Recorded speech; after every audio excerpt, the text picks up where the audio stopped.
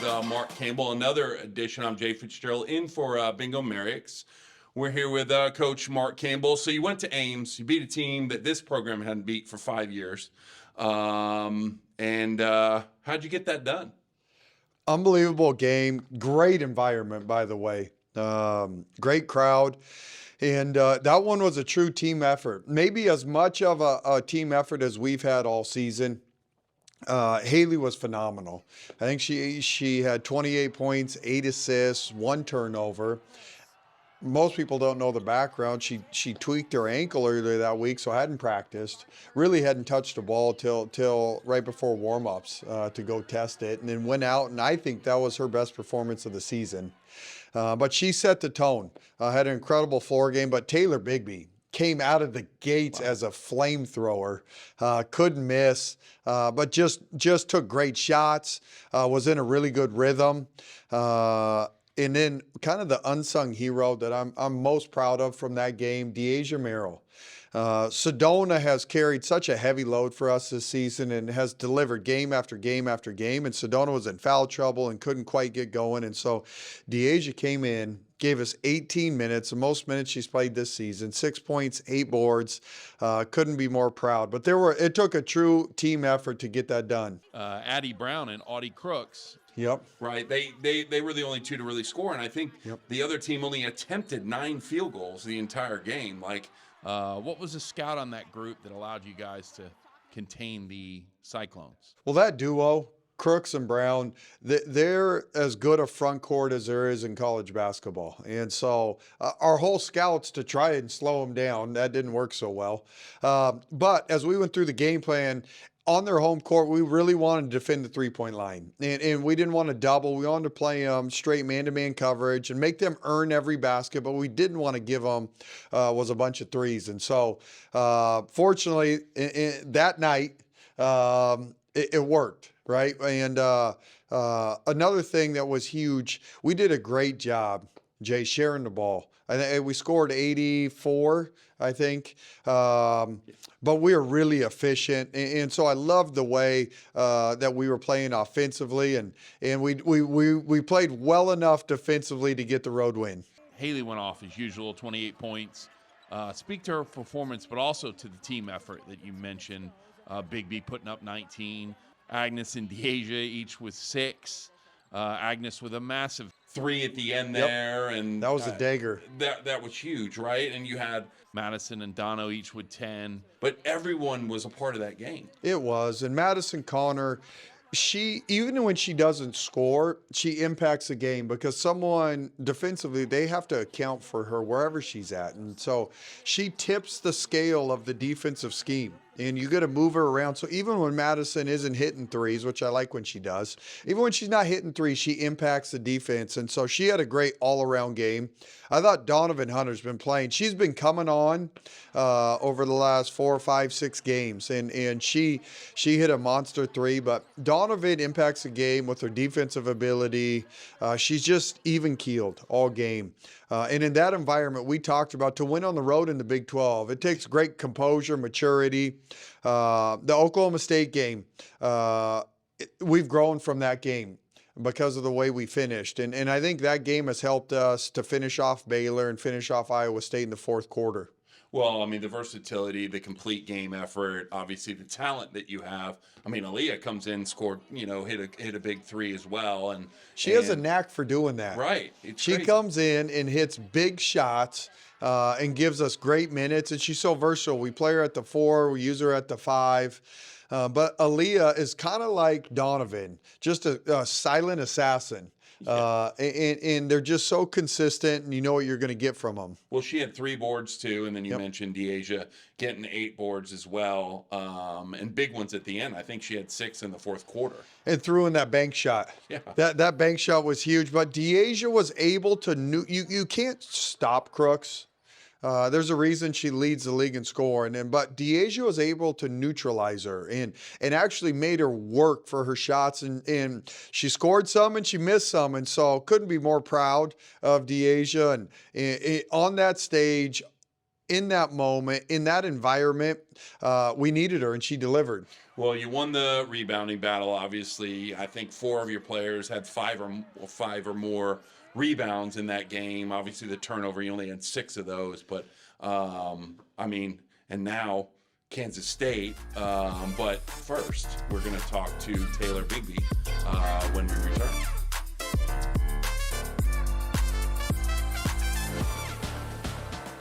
What do you see when you look up at the clouds? At Richard's Rainwater, we see the greatest source of pure, delicious water looking right back down at us. We've invented a simple, powerful technology to collect and bottle rainwater. Our process begins with the rain. When clouds become saturated, droplets fall from the sky. Rainfall is a naturally cleansing event. During the first few minutes, the raindrops clean the atmosphere and wash away any dirt or debris from surface areas. At this cleanest point in the rain cycle, we collect the pure raindrops into large storage vessels. Then, we use a simple, yet effective combination of ozone and microfiltration to ensure our rainwater surpasses the highest drinking water standards. We pour the pure, refreshing rainwater into glass bottles and aluminum cans, packaging as infinitely renewable as the water itself. Richard's Rainwater is building a network of collection systems across the country to ensure our rainwater is local everywhere. The purest, best-tasting water comes from the sky. Richard's Rainwater, sip the sky.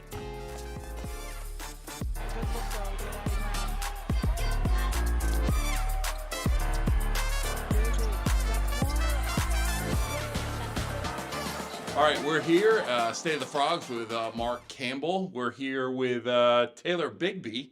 Another win the other night, on the road. I don't think this program has won there for 5 years. And then you scored 19 points, 5 for 6 from 3. So how'd it go for you? Honestly, I was just very locked in. Who would have known I would have went 5 for 6? Just proud of my team for finding me, and of course, just staying consistent in the gym. Yeah, and what is it about the depth of your team? I mean, you and obviously Hailey went off, you went off. I mean, you got Dono, you got Agnes, you got Deasia coming in there. I mean, it must be fun playing with this team and the depth that you guys have. And when they shut Sedona down, you guys are like, all right, it's game on. Yeah, that's a dangerous thing about our team. I would say it could be anybody's night, which is really hard to scout, I feel like. So I think that's one of the best assets that we do have. What is the emphasis like on defending? We obviously know you guys can shoot, but the defensive performance, 2 of their girls scored some points, but I think the rest of them, I think there was only 9 attempted shots. What is the emphasis on defending for you guys in practice? I would say just having each other's back, always being in the passing lane and forcing teams to do what they don't want to do. And I felt like that's kind of what we did against Iowa State. I think 4 of the players on the team had five or more rebounds. You only turned the ball over 6 times. It was efficient. You took care of the ball. How much fun is it playing with this team? It's super fun playing with this team. I feel like we play with a free spirit. And we all just have one another's backs and are just happy for one another. So this team came from USC. Why TCU for you? I mean, when was the first, I know your time at Oregon and things like that, but why TCU? I would say, of course, I knew Mark and Chavi and Nia just coming from being recruited in high school from Oregon. But just I would say playing for a coach who believes in me, and not just the head coach, but like the whole coaching staff. And I would say the empowerment and the belief, it just never went away. And that was something that really stuck out to me when I was in the portal. So what was the first point of contact that you guys had to say, look, this could be a reality? I would say honestly from the first time I spoke with him, I went into the portal kind of closed. Like I kind of only wanted to talk to people that I had already knew throughout my college experience. I didn't want to try to get to know anyone new, being that this was the most important decision I made since that was my last transfer. So I kind of kept it very close-knit to the people that I knew. And, aside from TCU and basketball, we know that has been, a positive experience for you. But like outside of TCU, like the city of Fort Worth? Like, do you have like a go-to spot or restaurant or anything that you like to do outside of just TCU and basketball? My dad loves going to Longhorn Steakhouse every time he comes in town. So that's been like a big to do, and he's here a lot. That's kind of been my like going away from like basketball and just here at TCU. So that's your eating spot. Do you have Yeah. any other hobbies outside of just basketball or I things like you like to do? shopping, going Oh. to the mall. I went to Six Flags for the first time when I got here, which was like cool because like of course in Vegas you don't have that, and then in California they just have like Disneyland. I never went to Six Flags out there, so it was pretty cool. I got to go there with my family. So That's good. All right. So back to basketball again. Kansas State tomorrow. Matchup another ranked matchup for you guys. What should we expect out of Kansas State? we know we're gonna get their best game, and they're gonna play super hard, and we're gonna have to match their intensity. So just for us being locked in, not getting amped up, not letting them speed us up, and just staying composed. Is there a theme in the locker room that you guys talk about to where you say not getting amped up and hey, it's another ranked matchup and it's on the road 2 in a row? Is there a consistent theme in the locker room that you guys are talking about that maybe the general public may not know? I would just say being lock Yeah. in, like lock in is our biggest thing. And just going out there and playing super hard and giving it all we have. Yeah, and then last thing for you is like your performance the other day. It's obviously you're a great player and you're here for a reason, and those numbers are you're not shy of scoring double digit points. You've done that all year. Kind of what do you say to yourself to be like, okay, let's keep moving forward? I tell myself all the time, just never get too high, never get too low, and to stay in the gym and stay consistent because eventually, like, you will have a night, like I had the other night. And just telling myself, like, it's really not about how many points I score. Just go out there and do whatever it is that my team needs for us to win. Awesome. Well, we really appreciate you joining us here. We're going to be back here on State of the Frogs with Mark Campbell, presented by Richard's Rainwater, to talk Frogs Wildcats on the other side of this break. Energy does everything for us. It's all-encompassing. We're all benefiting and affected from it. And it is something that we all need to know about. It is the glue that holds everything together.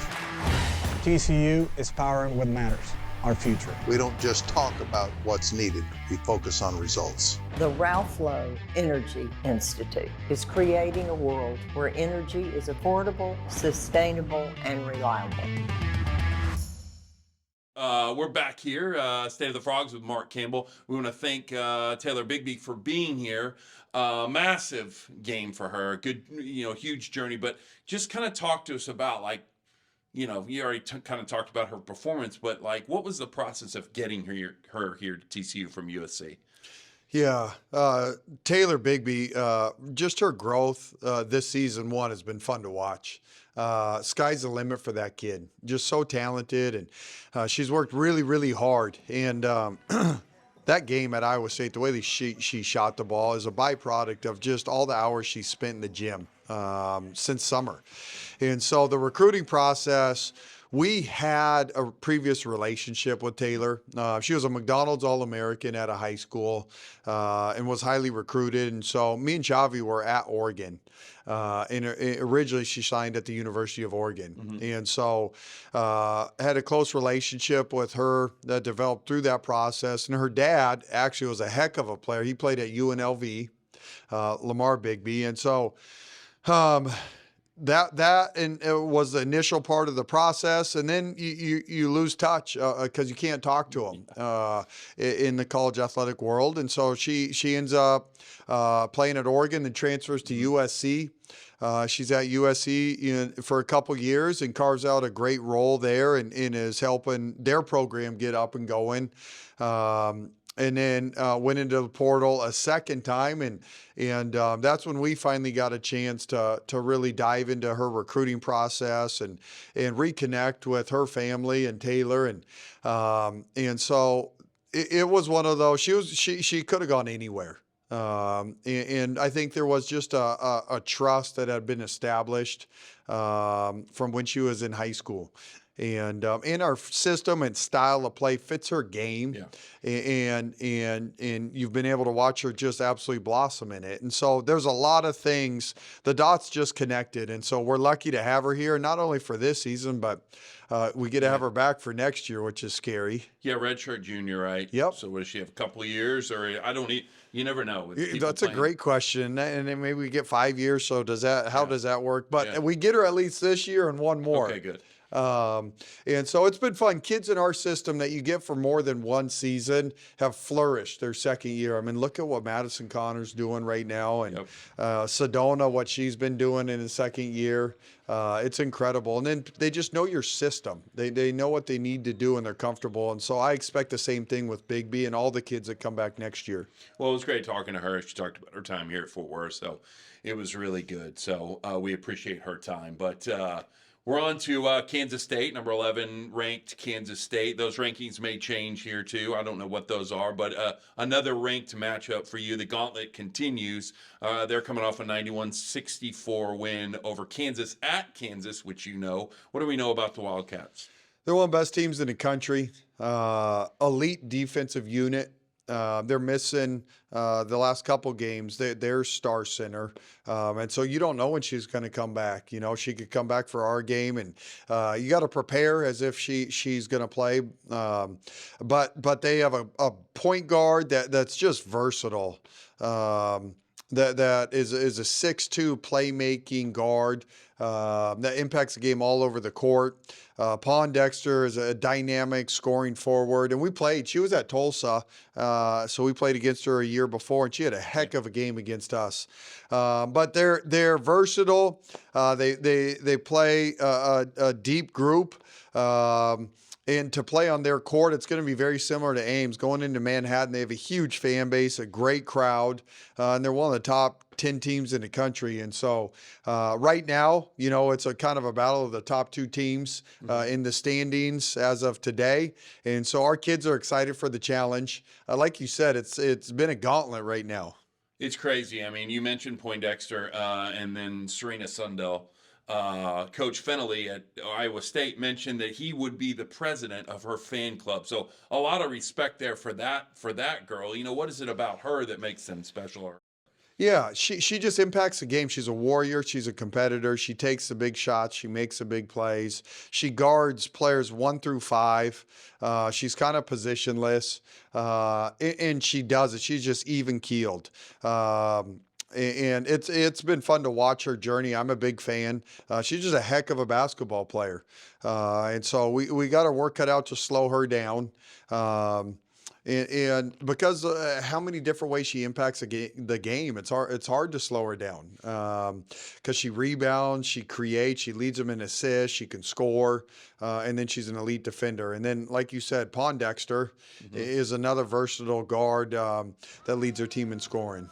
The storyline obviously is the matchups, right? But also their head coach, Coach Mittie, spent some time here in Fort Worth. You know, 15 years here. I believe it was from '99 to 2014. Won over 300 games here. Do you have any history with Coach Mittie? No, he's been great to me since I joined the league. Obviously, I've only been in the league a year and a half. And so every time I've got to see him, he's been great, and he's one of the elder statesmen in the league. And Coach Fennelly's been here also. It's another coach that's been in the league a long time. And so I just, stay in my lane, keep to myself. Those guys have just done amazing and won a lot of games. And Coach Mittie, I know, was here a long time and built a really good program during his time here. And he's done it again at Kansas State. And they don't have a good team. They have a really good program. We really have enjoyed watching the growth of this program, what you've done coming in here, and we look forward to years and years of that and this matchup too. Frog Today will be there in Manhattan, so that'll be a fun one tomorrow night at 6:30, I believe it is, in Manhattan. But we appreciate your time as usual. Hey, there's going to be a lot of purple in that building. There will be a lot of purple. Between the Wildcat purple and the Frog purple, I mean, it's going to be a purple out. We don't really like the purple that they have. Different shades. Purple's a little bit nicer. What color? What would you call our purple? A winning purple, maybe. No, it's a nicer purple for sure, and Horned Frogs are much better. than the Wildcats. But no, Coach, we appreciate your time. This has been another episode of State of the Frogs with Coach Mark Campbell, presented by Richards Rainwater. Go Frogs.